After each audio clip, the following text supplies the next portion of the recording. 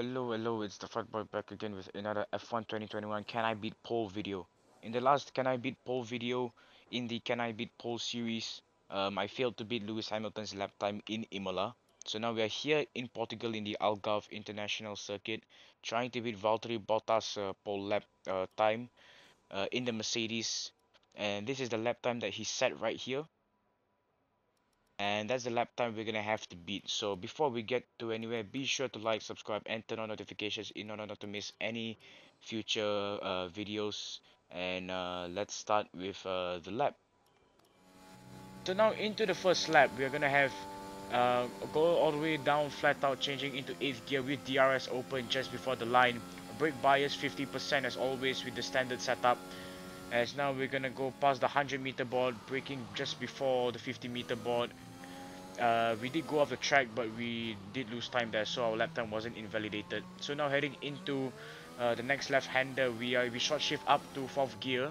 Now we have DRS open heading into the run up to the hairpin, braking at 100 meters heading into the next left-hander, into 2nd gear, short shifting into 3rd gear to minimize wheel spin. Flat out through the next left-hander into the next right corner. We go into 6th gear into 3rd, and we invalidated the lap time unfortunately, mainly because I locked up.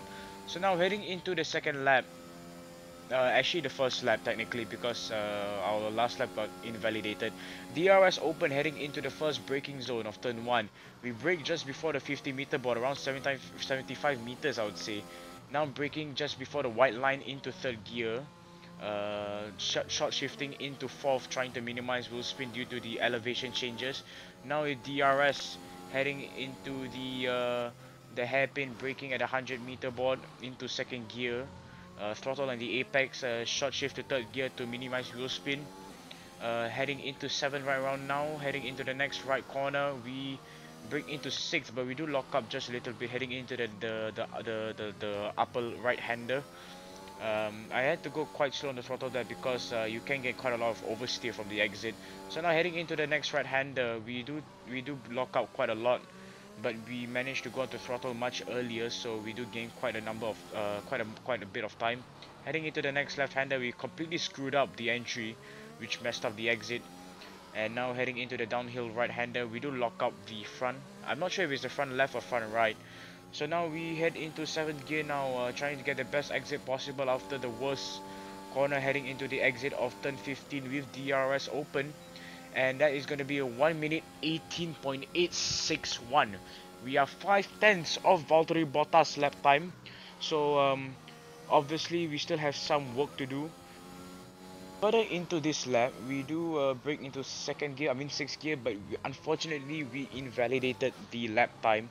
Oh, look at a catch from the oversteer. Okay, anyway, you know what? I think I'm gonna have to change the setup just a little bit. So now we are heading into the setup menu. We're gonna change the downforce a little bit, especially on the rear wing. Differential on throttle, we are going to reduce it. The camber, gonna increase or decrease a few parts, and the toe as well, especially with the suspension and brake bias and tire temperatures and all that. So now heading into this lap, we invalidate the lap because we went like 1 pixel off the track limits into the run up for the hairpin. So it really shows how frustrating Codemasters are. So now heading into the next lap, this time we go into 6th gear. This time we keep the car on the track limits. We do go quite slow due to the oversteer, but unfortunately we invalidated the lap time again. I don't see the difference actually. So heading into the next lap, we invalidate the lap time at turn 3, unfortunately. And now heading into the 4th, I think this is the fourth one. We do maintain the car from oversteering or wheel spinning, so that was a good exit. We are almost 2 tenths up heading into the next right hander. We lock up once again, but we managed to go into throttle much earlier, and that we invalidated the lap time again. So it really shows how strict Codemasters are with the track limits. So now here this is the next lap. Now with DRS open, heading down the main straight, we do gain a couple of thousands of seconds. Now heading into turn 1, braking at around 60 meters, 65 meters. Still not using all the exit curb. Now heading into turn 3, we use the track limits quite a lot. So now we short shift into 4th into turn 4, trying to go onto the curb as much as possible. Now with DRS heading into turn 6, the hairpin, trying to go wide on the exit, I mean on the entry as much as possible. We do get quite a bit of wheel spin there, as you can see from the correction I made on the steering wheel.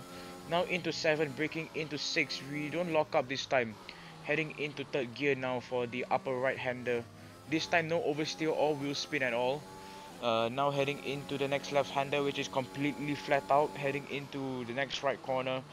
This time we do hit the apex, we do lock up just a little bit, and we are just below 1 second. So if we manage to finish this lap without invalidating it, we already completed the challenge. So now heading into the downhill right hander, we don't lock up at all, so we are making less mistakes now.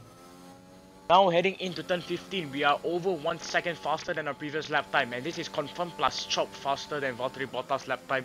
We are gonna beat him by 7/10 of a second as we cross the finish line to get a 1 minute 17.6. Now this lap, this is much more faster than I imagined. So obviously I'm happy with this, and I'm gonna show you the lap from the onboard camera and the drone cam as well.